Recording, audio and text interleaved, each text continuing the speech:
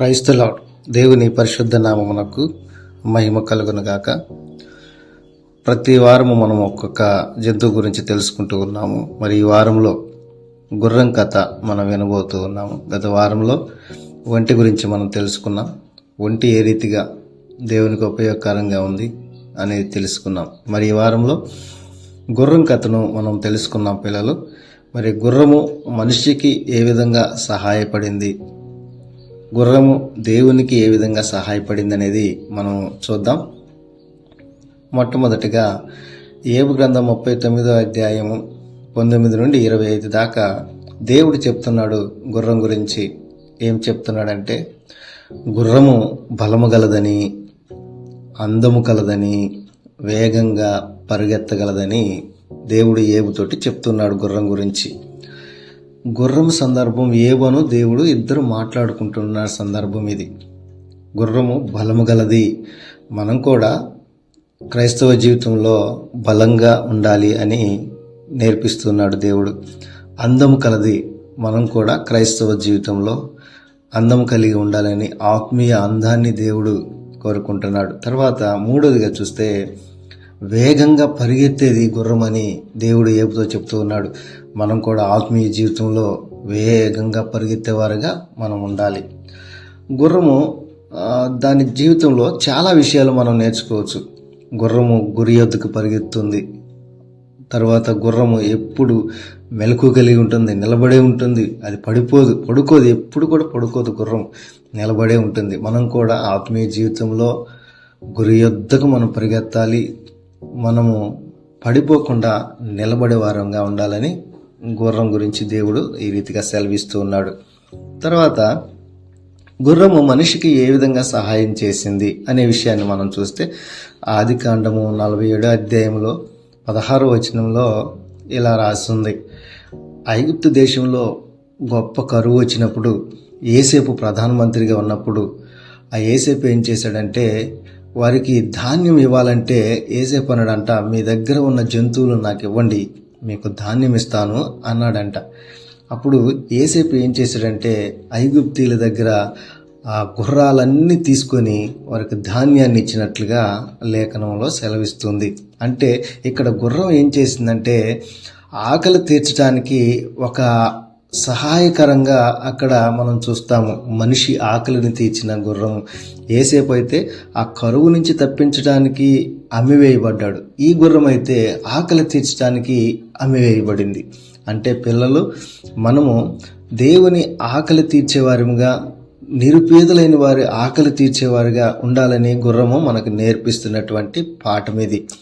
తర్వాత ఇంకొక లేఖనంలో చూస్తే ఎస్తేరు గ్రంథము 6వ అధ్యాయము 5వ వచనం నుండి 11 వచనాల వరకు చూస్తే ఇక్కడ మొర్దుకయి అనే వ్యక్తి, గేట్ కీపరు ఒక అతను ఉన్నాడు. గేటు దగ్గర పనిచేస్తూ ఉంటాడు. ఇతను చాలా మంచివాడు. యూదుల్ని కాపాడాలని చాలా ప్రయత్నాలు చేశాడు. ఎంతో ప్రయాసపడ్డాడు. అప్పుడు గేట్ కీపర్గా ఇతను ఉన్నప్పుడు దేవుడు అది చూసి అతను ఏం చేశాడో తెలుసా? ఒక రాజు స్థానంలో తీసుకెళ్ళి పెట్టాడు. రాజు స్థానం అంటే ఏంటంటే గుర్రం మీద ఎక్కించాడు.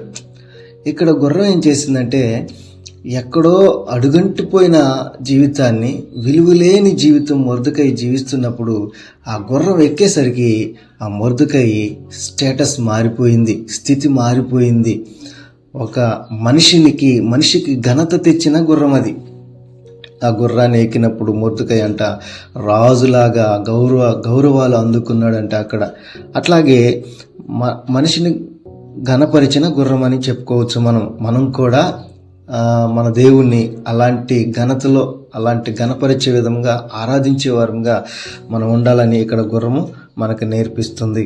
మూడవదిగా చూస్తే మనిషికి ఏ విధంగా గుర్రం సహాయపడిందని చూస్తే 2వ రాజులు 2వ అధ్యాయము 11వ వచనంలో ఇలా రాసి ఉంది. ఏలియా ఎలీషా మాట్లాడుకుంటూ వెళ్తున్నప్పుడు దేవుడు అగ్ని గుర్రాలను, అగ్ని రథాలను పంపించి ఏలియాని తీసుకురమ్మని పంపించాడంట. అప్పుడు ఏలియాని ఏం చేసిందంటే, ఆ గుర్రము దేవుని చెంతకు తీసుకెళ్ళిపోయింది. పిల్లలు, ఇప్పుడు చూడండి మనిషికి ఏ విధంగా గుర్రం సహాయం చేసిందంటే, ఫస్ట్ మనిషి ఆకలిని తీర్చింది గుర్రము. రెండవదిగా మనిషికి ఘనత తెచ్చింది గుర్రము. మూడోదిగా ఆ మనిషిని దేవుడి దగ్గరికి తీసుకెళ్ళింది. ఈ రీతిగా గుర్రము మనిషికి ఉపయోగకరంగా ఉంది. మరి గుర్రము దేవునికి ఏ విధంగా ఉపయోగకరంగా ఉంది మనం చూద్దాం. 2 రాజులు 6వ అధ్యాయము 15వ వచనంలో ఇలా రాస్తుంది.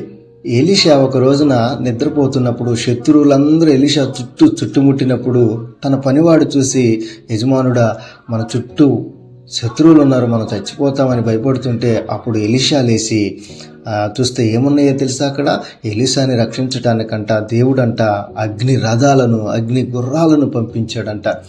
దేవుని పక్షాన నిలబడి దేవుడు పంపిస్తే దేవుడు పనిచేయటానికి దేవునికి బదులుగా ఆ గుర్రాలు రక్షణగా ఎలీషాకు సేన సమూహములతోటి వచ్చినవి. అంటే దేవుడు దేవుడు ప్రజలను కాపాడటానికి దేవుని పక్షాన ఆ గుర్రము దేవుడికి ఉపయోగకరంగా ఉంది. మనల్ని కూడా దేవుడు కాపాడేటప్పుడు మన చుట్టూ కూడా ఆ సాక్ష్య సమూహము, గుర్రాలు, రథాలు ఎన్నో ఉంటాయి మనల్ని కాపాడటానికి. అది మనకు కనిపించవు. ఎలీషా దగ్గర ఉన్న పనివాడికి ఎప్పుడు కనిపించినాయి అంటే ఆత్మీయ నేత్రాలు తెరుచుకున్నప్పుడు మాత్రమే కనిపెట్టాయి. అట్లాగే మనకు కనిపించవయి. తర్వాత చూస్తే 2 రాజుల గ్రంథము 7వ అధ్యాయము 6వ వచనంలో కుష్ఠరోగులు యుద్ధానికి బయలుదేరారు. కుష్ఠరోగులు ఊరు బయట ఉన్నవారు ఊళ్ళోకి బయలుదేరారు. వాళ్ళు ఆకలి మంటలతో బయలుదేరారు. కానీ వాళ్ళు శత్రువుని జయించాలని వెళ్ళలేదు. కానీ వాళ్ళు ఊరక నడుస్తూ ఉండగానే దేవుడంట గుర్రాలు నడుస్తున్నటువంటి ధ్వనిని పుట్టించాడంట. ఆ సౌండ్లకి ఆ శత్రువు పారిపోయాడు. అంటే యుద్ధము యెహోవాదే అని మనం విన్నాం కదా. ఆ కుష్ఠరోగుల పక్షాన యుద్ధము చేసింది ఆ గుర్రాలే. ఆ గుర్రాల ధ్వనికి పారిపోయారు శత్రువులు. దేవుని పనిని చేసినవి చూసారా? ఇక్కడ ఆ కుష్ఠరోగుల్ని పోషించినవి అక్కడ, కుష్ఠరోగులకి విజయాన్ని ఇచ్చినవి అక్కడ. తర్వాత 3వదిగా చూస్తే ప్రకటన గ్రంథము 6వ అధ్యాయము 3వ వచనంలో ఏలియాని తీసుకెళ్లిన ఆ గుర్రమే ఇంకొక అతన్ని తీసుకొని కిందకు వస్తుంది. అతను ఎవరో తెలుసా? ఆయనే యేసు ప్రభు వారు. ఏలియాని ఎలాగైతే తీసుకెళ్ళిందో అదే ఏలియాని మరలా కిందకి తీసుకొచ్చింది ఆ గుర్రము. ఆయనే యేసుక్రీస్తు. యేసుక్రీస్తుని తీసుకొని వచ్చిన గుర్రం, యేసుక్రీస్తుని మోసిన గుర్రం, యేసుక్రీస్తుకి రాజరికాన్ని అనుగ్రహించిన గుర్రం. కనుక పిల్లలు, దేవునికి ఉపయోగపడింది, మనిషికి ఉపయోగపడింది. అట్లాంటి గుర్రాన్ని మనం ఏం చేద్దాం? మరి చాలా అభినందించాలి. మన జీవితాల్లో కూడా అనేక మందికి మనం సహాయం చేయాలి. మన దేవుడికి కూడా మనం సహాయపడాలనే విషయాన్ని మనం గమనించాలి. ఈ గుర్రం కథ మీకు అర్థమైంది కాదు? నేర్చుకున్నారు కాదు? అలాగే నేటి కంఠస్థ వాక్యాన్ని మనం చూద్దాం. కీర్తనల గ్రంథము 20వ అధ్యాయం 7వ వచనంలో కంఠస్థ వాక్యం ఈ రీతిగా రాసి ఉంది. గుర్రం ఎంత మంచిదైనప్పటికీ గుర్రాన్ని బట్టి మనం అతిశయపడకూడదు. దేన్ని బట్టి అతిశయపడాలి? మన దేవుణ్ణి బట్టి అతిశయపడాలని కంఠస్థ వాక్యం మనకి సెలవిస్తూ ఉంది. కనుక పిల్లలు, ఈ కంఠస్థ వాక్యాన్ని చూద్దామా? మరి కీర్తనల గ్రంథం 20వ అధ్యాయము 7వ వచనంలో ఇలా రాసి ఉంది. కొందరు రథములను బట్టి, కొందరు గుర్రములను బట్టి అతిశయపడుదురు. మనమైతే మన దేవుడైన యెహోవా నామమును బట్టి అతిశయపడదుమని లేఖనం సెలవిస్తుంది. ఆ గుర్రం ఎంత మంచిదైనప్పటికీ, గుర్రం ఎంత చేసినప్పటికీ, గుర్రం హోందాతనానికి గుర్తైనప్పటికీ ఆ గుర్రాన్ని బట్టి మనం అతిశయపడకూడదు. మనం అతిశయపడ్డామంటే దేన్ని బట్టి అతిశయపడాలి? మన దేవుణ్ణి బట్టి, మన రాజును బట్టి మనము అతిశయపడాలి. ఇంతవరకు పాఠం మనం నేర్చుకున్నాం కదా. ఈ నేర్చుకున్న ఈ పాఠంలో గుర్రము మనిషికి ఏ విధంగా సహాయం చేసింది, గుర్రము దేవునికి ఏ విధంగా సహాయం చేసింది, దేవుడు ఏ రీతిగా గుర్రాన్ని వాడుకున్నాడు అనే విషయాన్ని మనం చూసాం. నేటి పాఠంలో గుర్రం గురించి మనం తెలుసుకున్నాం. నెక్స్ట్ వారంలో మరొక జంతువు గురించి మనం తెలుసుకునే ప్రయత్నం చేద్దాం. దేవుడు మిమ్మలను దీవించును గాక. ఆమేన్. Praise the lord.